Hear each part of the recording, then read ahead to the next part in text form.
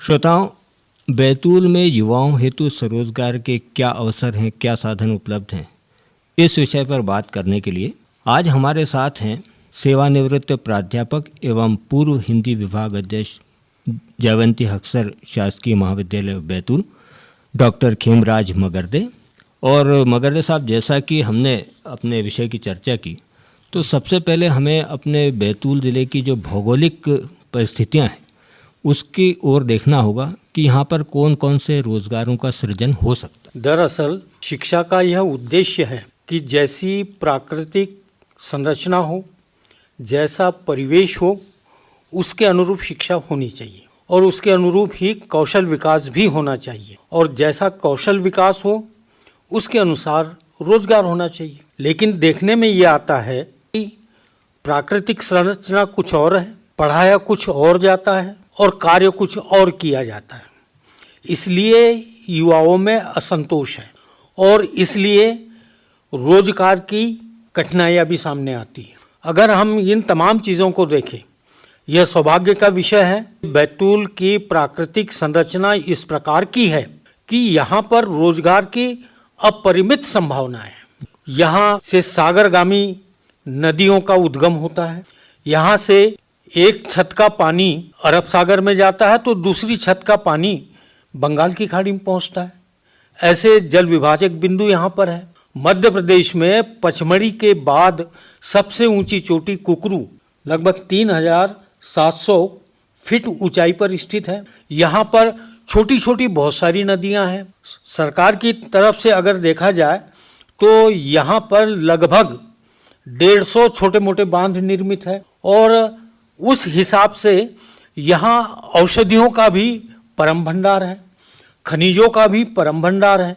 इसके बावजूद देखने में आता है कि युवा भटक रहा है, कोई न कोई गड़बड़ है, इसलिए हमारा युवा इधर उधर भटक रहा है। जी मगरदे साहब, जैसा अभी आपने कहा कि हमारी शैक्षणिक पृष्ठभूमि भी बहुत मायने रखती है। जी, तो आपने इतने लंबे समय तक शैक्षणिक कार्य किया है, जी, युवाओं से प्रत्यक्ष बातचीत की है, जी, उनसे मेल मुलाकात की है, उनके अंतर्मन को जाना समझा है, उनकी पारिवारिक स्थिति, आर्थिक स्थिति को परखा है, देखा है।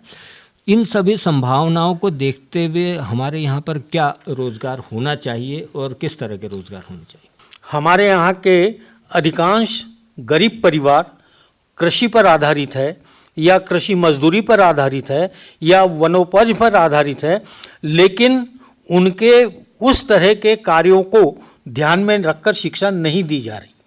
अगर हम उस दिशा में जाए या उनको उस तरह का प्रशिक्षण भी दिया जाए जिससे वे स्वावलंबन के आधार पर अपना रोजगार कायम कर सके, तो उस दिशा में चिंतन करने की ज़रूरत है।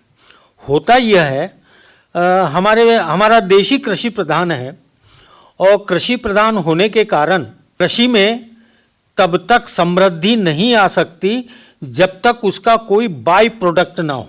अगर आप गेहूं बोते हैं और गेहूं बेच देते हैं, सोयाबीन बोते हैं, सोयाबीन बेच देते हैं, तो बहुत ज़्यादा अंतर नहीं आएगा।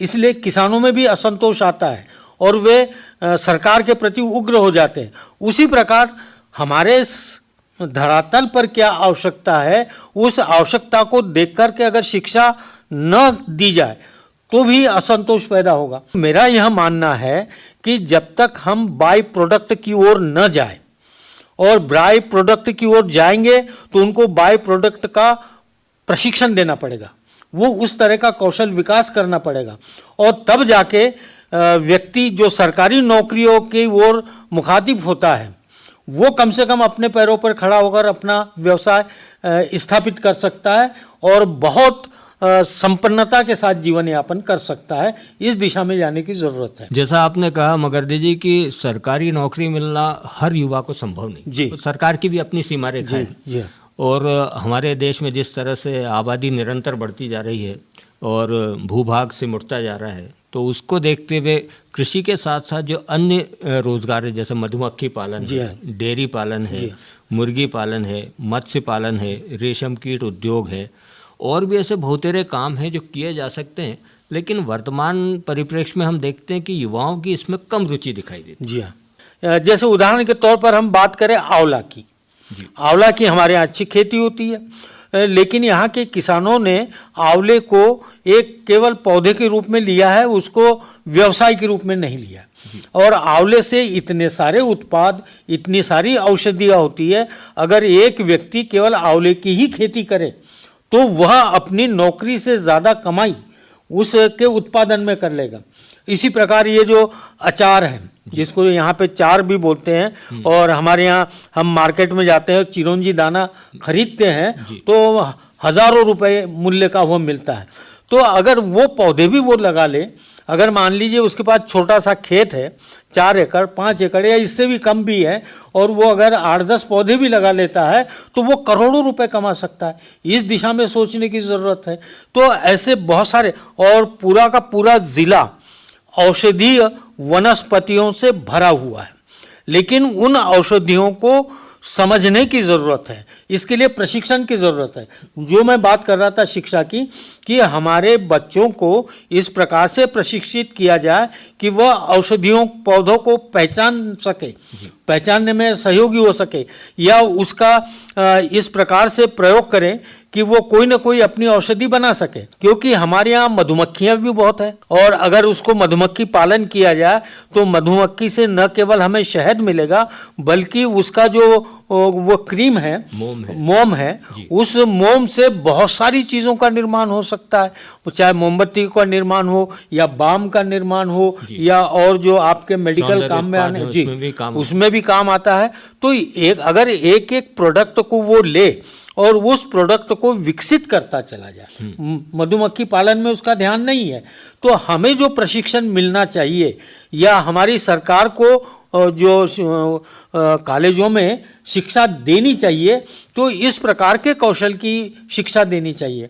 आज हमारे ज़िले में बांस का बहुत उत्पादन होता है, और बांस से बहुत सारी चीज़ें मिलती है, कागज़ से लेकर कर के, और बहुत सारी कलाकृतियों का निर्माण होता है, बहुत सारे घरेलू उपकरणों का निर्माण होता है। हमारे यहाँ हो भी रहा है, बहुत से लोग कर रहे हैं, और जिन्होंने पूरे देश भर में ख्याति प्राप्त की है।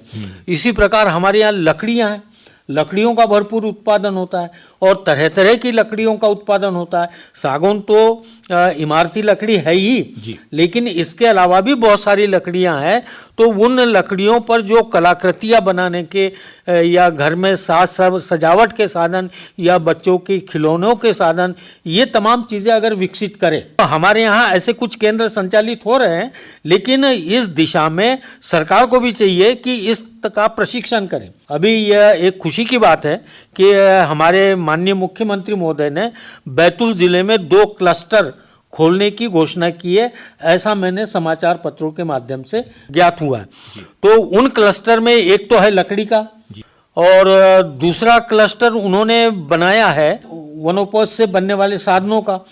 तो इस तरह हम पाते हैं कि ये क्लस्टर गुड़ का भी बहुत बड़ा उत्पादन होता है। हम आप जानते हैं कि यहाँ बैतूल ज़िले में गन्ने का बहुत उत्पादन होने लग गया है, और उसके परिणाम स्वरूप यहाँ पर 2-2, 3-3 शुगर मिल भी चल रही है, और गुड़ उसके कारण पीछे रह गया है। तो गुड़ का भी एक क्लस्टर उन्होंने बनाने की घोषणा की है यहाँ पर बैतूल ज़िले में।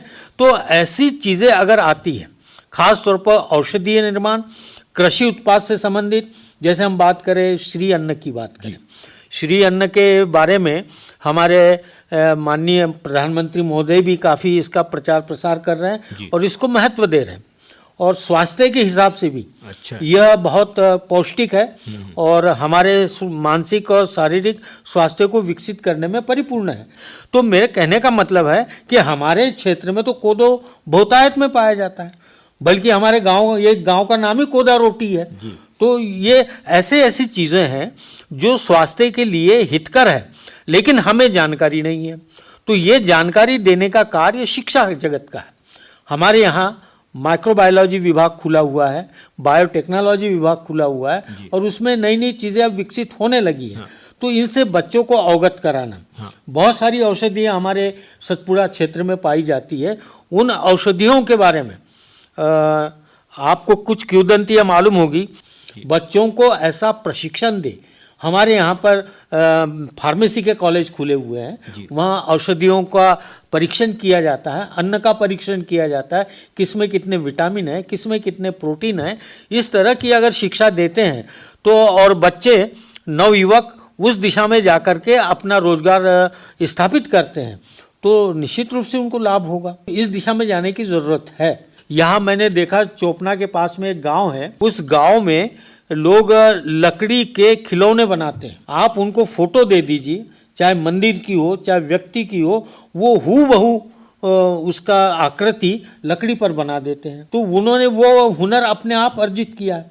अगर इस प्रकार के हुनर हम कौशल के माध्यम से दिलाना चाहे, और लकड़ियाँ तो है ही, थोड़ा बहुत अनुदान जिला उद्योग केंद्र के माध्यम से मिलता है, अन्य साधनों से मिलता है, एमएसएमई के अंतर्गत बहुत सारे मिलते हैं, गोबर के बहुत सारे उत्पादन होते हैं, गौपालन के बहुत सारे साधन होते हैं। तो संपदाएं तो असीमित हैं, लेकिन हम यही कर रहे हैं कि बीए कर लिया, बीकॉम कर लिया, एमए कर लिया, या इस दिशा में जा रहे हैं और पता लगा रोजगार नहीं मिल रहा।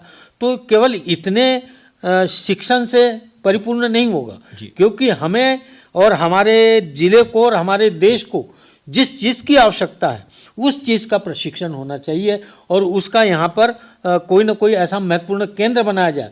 और हमारे यहाँ पर बनने लगे, यहाँ पर एक गरिया करके एक गांव है पास में ही, वहाँ पर मेटल का सामान बनाया जाता है, और मेटल के मतलब उपयोगी सामान भी है, खिलौने भी है, गिफ्ट करने लायक सामान है, और वो तो इंटरनेशनल मार्केट तक उनका सामान जाता है। तो ऐसी चीज़ें हो रही है, लेकिन एक आध चीज़ होने से नहीं चलेगा। मिट्टी के बहुत सारे साधन हैं। शाहपुर में लोगों को मिट्टी का प्रशिक्षण दिया गया, तो हम इधर आसपास में जो देखते हैं कि जो मिट्टी से बने हुए चीज़ें आती है, सुराही है, और ये इसके अलावा ये जो खाना बनाने के बर्तन है, और उसके माध्यम से तो ये इसका प्रशिक्षण केंद्र यहाँ पर हो, कौशल विकास का ही हो, तब आप देखेंगे कि विकास बहुत तेजी से होगा। मगरदर साहब, हम आशा करते हैं कि आपने जो रोजगार का मार्ग दिखाया है उस ओर हमारे युवा जरूर अग्रसर होंगे। आज जो आपने हमारे लिए समय निकाला उसके लिए हम आभारी हैं। धन्यवाद।